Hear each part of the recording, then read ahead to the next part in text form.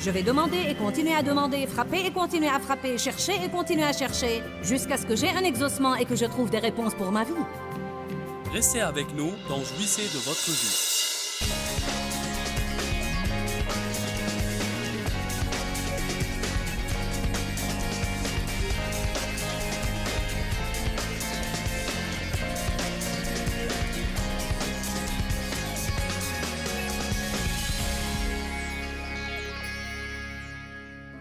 Nous devons être des chrétiens violents. Que dis-tu? Je croyais que je n'étais pas censé être violent. Vous allez comprendre. Combien de vous savent que l'imprévu arrive et qu'il arrive souvent avec violence? Vous pensez que les choses vont se passer d'une certaine façon et tout à coup vous trouvez qu'elles se passent d'une autre façon et il paraît que vous n'y pouvez rien. Un père de famille perd subitement son travail. Un cancer est diagnostiqué chez une femme qui a 3 enfants. Une adolescente tombe enceinte. Une fusillade a lieu à l'école et 2 sont tués et plusieurs autres blessés. Un ouragan détruit une ville et tout à coup les parents ou les amis de quelqu'un n'ont plus de logement. Nous voulons aider, mais nous éprouvons une pression car nous avons des besoins nous-mêmes. Nous n'avons pas d'argent de côté. Qu'allons-nous faire? Que pouvons-nous faire est probablement la question la plus importante. Quand la vie est violente. Mais vous savez quoi, c'est la mauvaise question. Nous ne devons pas dire que pouvons-nous faire. Nous devons dire qu'est-ce que Dieu peut faire. Comment puis-je prier dans cette situation et ouvrir une porte à Dieu pour qu'il intervienne? Je veux vous dire une chose, quand vous murmurez et vous vous plaignez, vous ouvrez une porte à Satan. Quand vous priez, vous ouvrez une porte à Dieu. Nous devons commencer à claquer la porte au nez du diable et ouvrir la porte à Dieu pour qu'il œuvre sur nos situations et circonstances et qu'il apporte le changement. Notre série est sur la force de la prière. La prière interrompt le plan de Satan. La prière est une violente agression contre la violente agression que le diable mène contre les gens. La Bible dit que le royaume de Dieu est assailli avec violence jusqu'au temps présent. Mais ce sont les violents qui s'en emparent. Si vous étudiez ces 2 mots, violent et violence, en grec, ils veulent dire 2 choses différentes. Le royaume de Dieu est assailli avec violence veut dire attaque, et les violents s'en emparent veut dire les énergiques. Le chrétien qui se décide à agir et à faire quelque chose au sujet des choses qui se passent, comme le disait Dave ce matin au sujet de l'Amérique et la situation de l'Amérique, et comment cela peut être changé si les gens priaient et s'ils faisaient entendre leur voix. Mais une personne passive veut que quelque chose de bien se produise, mais elle reste là à ne rien faire et attendre qu'elle se produise. Vous n'avez pas besoin de brécher, mais d'une colonne vertébrale. Nous avons plein de gens qui souhaitent, si seulement, si seulement. Nous restons là à ne rien faire et pensons que les autres devraient faire quelque chose à propos de nos problèmes. Ils devraient changer ça. Il devrait apporter un changement dans cette situation, mais j'ai finalement trouvé que il, c'est nous. Dites tous, si je ne fais pas quelque chose, rien ne va être fait. Et la première chose que je devrais faire dans chaque situation, c'est prier. Si un homme perd subitement son travail et il est père de famille, la première chose qu'il devrait faire, c'est prier. La chose qu'il ne devrait jamais faire, c'est murmurer et se plaindre, car c'est exactement ce que le diable veut qu'il fasse. Quand un cancer est subitement diagnostiqué chez une mère de famille, la première chose qu'elle devrait faire, c'est prier. La première chose que sa famille et ses amis devraient faire, c'est prier. Nous devons agir comme quoi Dieu est capable de faire quelque chose à propos de nos situations. La prière n'est pas une dernière tentative que nous essayons après avoir tout essayé et que rien n'a marché. Mais elle devrait être notre première réaction à l'égard de chaque situation qui se présente. Je suis si contente que Dieu m'ait donné cette série, car même si vous n'en avez pas besoin, moi j'en ai besoin. Et ça me pousse comme jamais auparavant à prier, prier, prier, prier, prier. Que pouvons-nous faire? Non, c'est la mauvaise question. Qu'est-ce que Dieu peut faire est la bonne question. Eh bien, vous savez quoi? Dieu ne peut rien faire si personne ne prie. Quelqu'un doit prier et ouvrir la porte à Dieu. Il y a un rôle que Dieu seul peut jouer, mais il y a un rôle qu'il nous laisse pour jouer. Nous sommes partenaires avec Dieu. Et chaque partenaire a un rôle. Je ne peux pas jouer le rôle de Dieu, mais Dieu ne peut pas jouer mon rôle. Et mon rôle là sur la terre, c'est de prier. La Bible dit dans Luc 18, « Est-ce qu'il trouvera la foi? Quand il reviendra, nous avons la foi à l'intérieur de nous. Une mesure de foi est donnée à chaque homme et la foi est une force magistrale. La foi n'est pas une chose dérisoire. Eh bien, je crois à Jésus. La foi est une force qui va changer votre vie et qui va changer votre destinée. La foi est une force qui peut changer le monde. Et les deux façons par lesquelles nous témoignons de notre foi, car ça ne sert à rien d'avoir une chose si vous n'en témoignez pas. La façon dont vous témoignez de votre foi, c'est par la prière sincère venant du cœur et par les paroles de votre bouche, en confessant et en disant à propos de votre vie ce que Dieu dit. Priez et dites ce que la Bible dit et ainsi vous témoignez de votre foi et vous interrompez constamment le plan de Satan pour votre vie. Combien de vous savent que Satan a un plan pour leur destruction? Il veut détruire votre mariage, vos enfants, votre famille, vos finances. Il veut vous rendre fou et vous voler votre joie. Il n'a aucun bon plan pour aucun de nous, et quand vous recevez le salut, cela le rend doublement furieux. Mais vous ne devez pas rester là à ne rien faire, car Dieu vous a donné la force de faire quelque chose à cet égard. Ce n'est pas une chose dérisoire que nous ayons le nom de Jésus qui est au-dessus de tout nom et qu'au nom de Jésus, tout genou fléchisse. Et aussi sûr que 2 et 2 font 4, il y aura certains qui vont dire « J'ai prié pour beaucoup de choses et ça n'a pas marché ». Cessez de vous inquiéter à propos des prières qui n'ont pas été exaucées et priez jusqu'à ce que vous commenciez à voir des choses se réaliser. M'avez-vous entendu? Dieu m'a mis à cœur de vous le dire aujourd'hui, car je sais qu'il y a des gens qui pensent « Eh bien, j'ai prié et je ne vois aucun changement ». Ne vous inquiétez pas à cet égard. Ne soyez pas découragés par un échec. Dites plutôt, je vais prier jusqu'à ce que je vois un changement. Et alors, Dieu, soit que tu vas exaucer mes prières, soit que tu vas te lasser de me voir devant toi, parce que je vais continuer jusqu'à ce que je voie l'exaucement, car il se trouve que je crois que tu es un Dieu fidèle, et je sais que je ne peux pas m'aider moi-même, mais je sais que rien ne t'est impossible, alors je ne vais pas me taire. Je vais demander et continuer à demander, frapper et continuer à frapper, chercher et continuer à chercher, jusqu'à ce que j'ai un exaucement et que je trouve des réponses pour ma vie. Savez-vous ce qu'est notre plus grand problème? Nous laissons tomber trop facilement. Si nous ne prenons pas une réponse tout de suite, nous partons la queue basse et filons et pleurnichons quelque part. La Bible dit, ne vous lassez pas de faire le bien, et prier, c'est faire le bien. Ne vous lassez pas de faire le bien, car au temps convenable, vous moissonnerez si vous ne relâchez pas. Quand une personne relâche, elle laisse tomber et elle renonce. Je ne vais pas renoncer, et je vais vous montrer certaines personnes dans la Bible ce soir qui ont refusé de renoncer. Allez à Jean chapitre 14.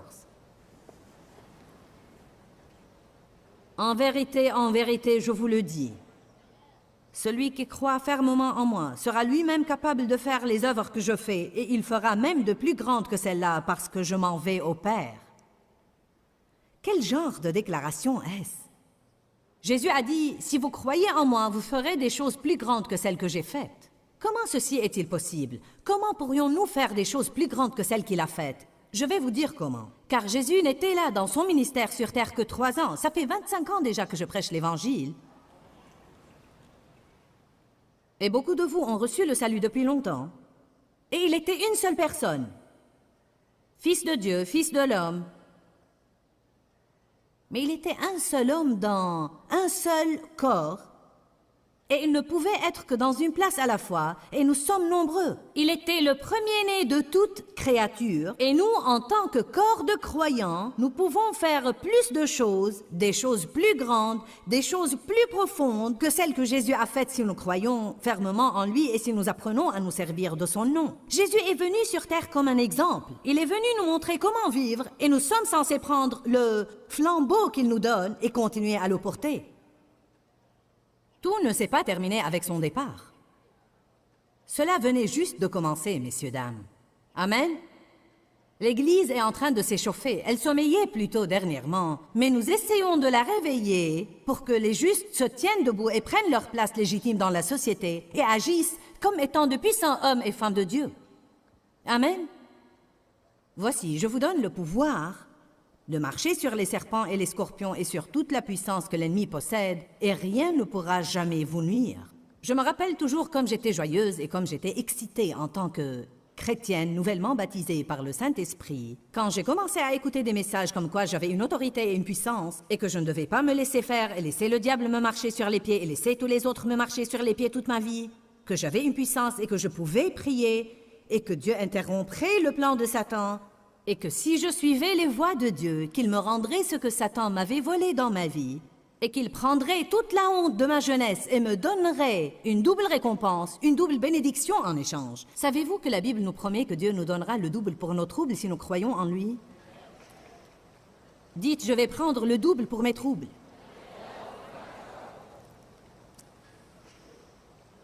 Nous prenons trop à la légère le fait que le nom de Jésus nous soit donné. Et je ferai, moi-même je vous accorderai tout ce que vous demanderez en mon nom,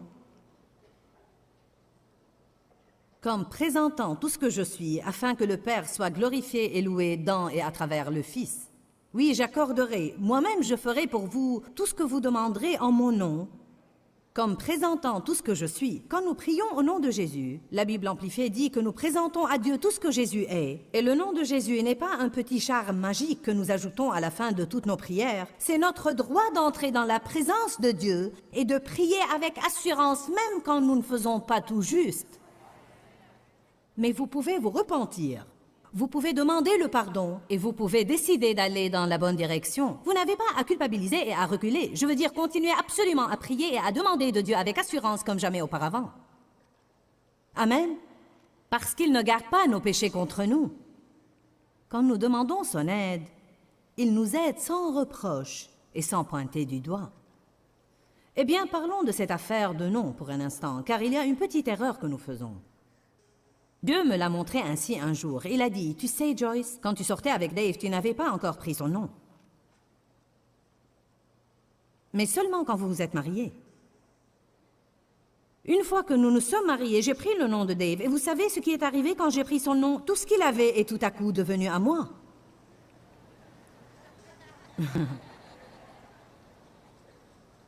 J'avais une vieille voiture à l'époque. Ou bien avais-je même une voiture? Je ne sais même plus si j'avais une voiture.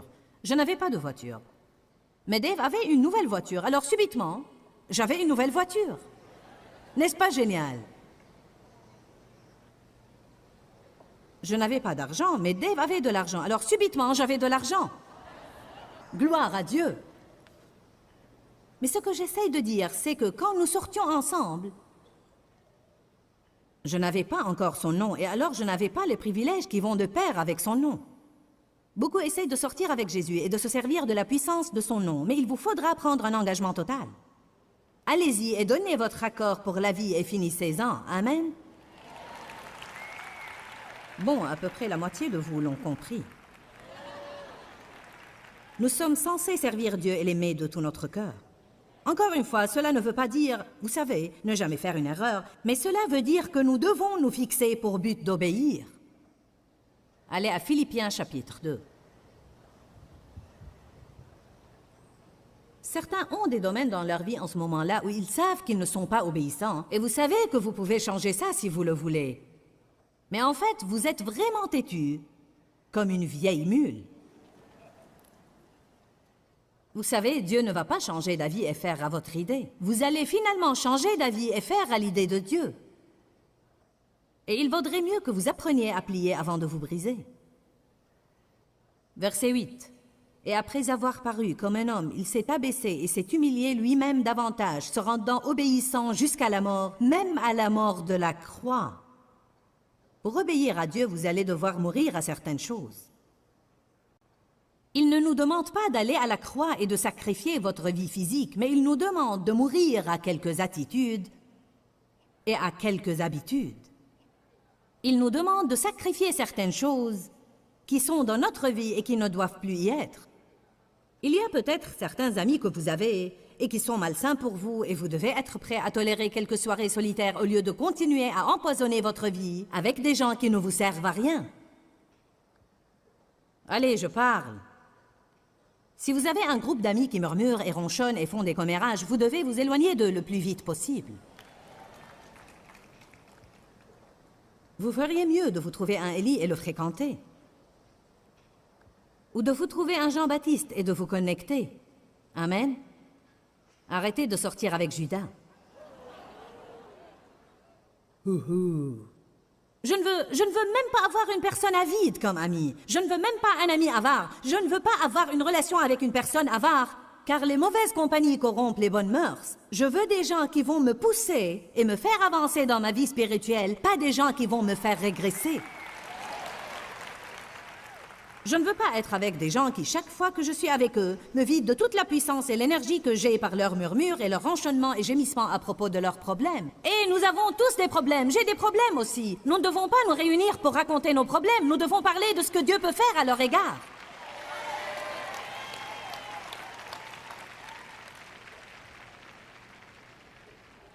Eh bien, c'est le seul ami que j'ai. Si je le laisse tomber, je serai solitaire. Eh bien, je préfère être solitaire, mais victorieuse. En plus, quand vous êtes seul, vous arrivez à mieux connaître Dieu. Ce n'est pas une mauvaise affaire. Qui comprend qu'il doit mourir à quelques trucs pour marcher dans l'obéissance? Dieu traite avec certains au sujet de vous excuser auprès de quelqu'un et vous êtes trop têtu pour le faire. Eh bien, ce n'est pas mon tour. Je me suis excusé auprès de lui la dernière fois. Ce n'est pas juste. Trouvez-moi une écriture qui dise « Va t'excuser auprès de quelqu'un si c'est ton tour ». Allez, je vous défie de la trouver quelque part. La Bible dit « Heureux ceux qui procurent la paix, car ils seront appelés fils de Dieu ». Laissez-moi vous dire une chose. Dieu apprécie les gens qui s'humilient et s'abaissent, les gens qui procurent et maintiennent la paix. Le premier à s'excuser est le chrétien qui est le plus mûr, le plus mature, et non pas celui qui tient bon le plus pour que quelqu'un d'autre vienne s'excuser auprès de lui. Eh bien, je prêche bien, merci. Je vais juste continuer. Amen. Verset 9. Aussi, parce qu'il s'est tellement abaissé, Dieu l'a souverainement élevé et lui a volontiers conféré le nom qui est au-dessus de tout nom, afin qu'au nom de Jésus, tout genou fléchisse dans les cieux, sur la terre et sous la terre. Dites tous, il y a une puissance dans le nom de Jésus. Je connais un homme, il y a des années de là, qui roulait dans le trafic un jour avec son fils dans la voiture. Le garçon ne mettait pas la ceinture de sécurité et l'homme avait oublié de s'assurer du verrouillage des portes. Cet homme était au feu rouge d'un croisement et ensuite il a tourné et le petit garçon est tombé hors de la voiture au milieu du trafic. Et une voiture venait assez vite, tout droit vers lui. Eh bien, il n'avait même pas le temps de prier. Il a dit une chose, il a dit un mot, « Jésus !» Il est descendu de la voiture, et cette voiture qui venait vers son fils s'est arrêtée net avant d'atteindre le petit garçon. Et l'homme qui conduisait la voiture était visiblement choqué et complètement bouleversé. Et le père disait, ce n'est pas grave, mon fils va bien, tu ne l'as pas atteint. Il a répondu, tu ne comprends pas, tu ne comprends pas, tu ne comprends pas. Je n'ai jamais mis le pied sur le frein.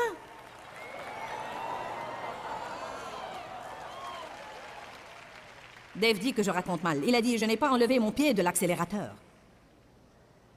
Alors quand il a crié, Jésus!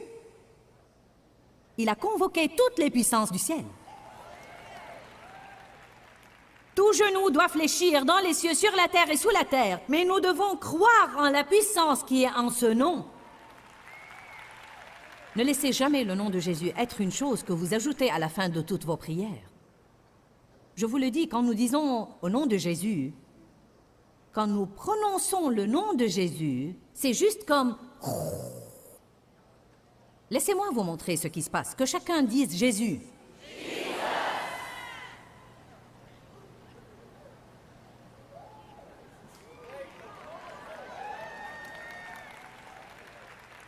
Maintenant, je peux vraiment sentir la force et l'onction libérée quand les gens prononcent ce nom. Il y a quelque chose dans ce nom. Ton nom est merveilleux. Et c'est vrai, il y a quelque chose dans ce nom. Dites-le de nouveau. Alléluia.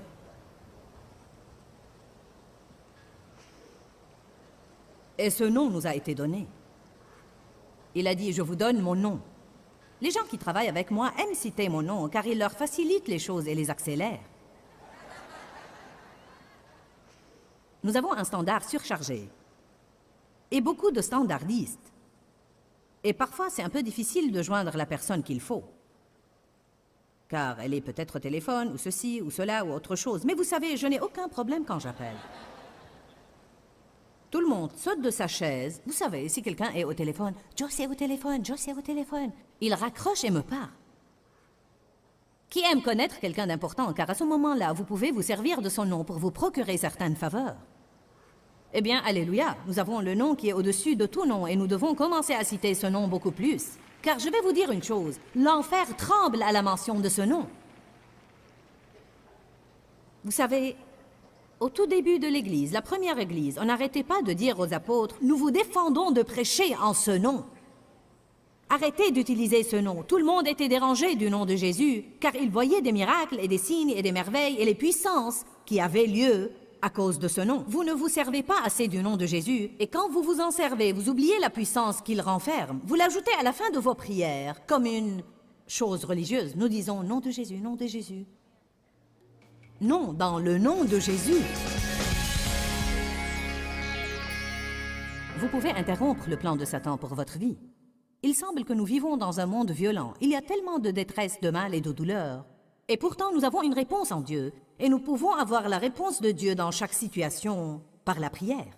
La Bible nous enseigne que les chrétiens violents peuvent faire face à un monde violent et que nous pouvons le faire par la force de la prière. Oui, il y a une bonne sorte de violence et une mauvaise sorte de violence. Le monde offre une mauvaise sorte de violence, mais nous pouvons libérer la force extraordinaire de Dieu dans les mauvaises situations et voir les choses s'arranger par la force de la prière. Je veux juste vous dire que je vous aime, vous m'êtes important, vous êtes important à Dieu, et Dieu a un plan extraordinaire pour votre vie. Dis-leur que je les aime. Dans ce livret, Joyce Meyer donne une révélation de l'amour de Dieu pour nous. Pour obtenir ce livret gratuitement, écrivez-nous à Joyce Meyer, boîte postale 40095-6300, Larnaca, Chypre. Ou bien visitez notre site web www.joycemeyer.org/fr.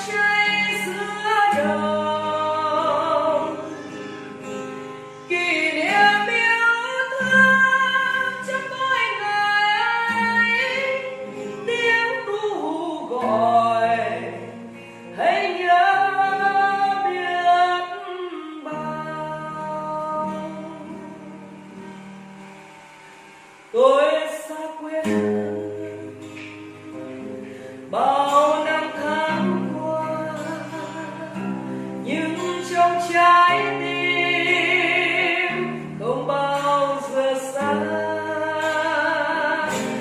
Lời mẹ ru con hiu hiu chưa hè, mùa lụt nước lũ bắt cá giữ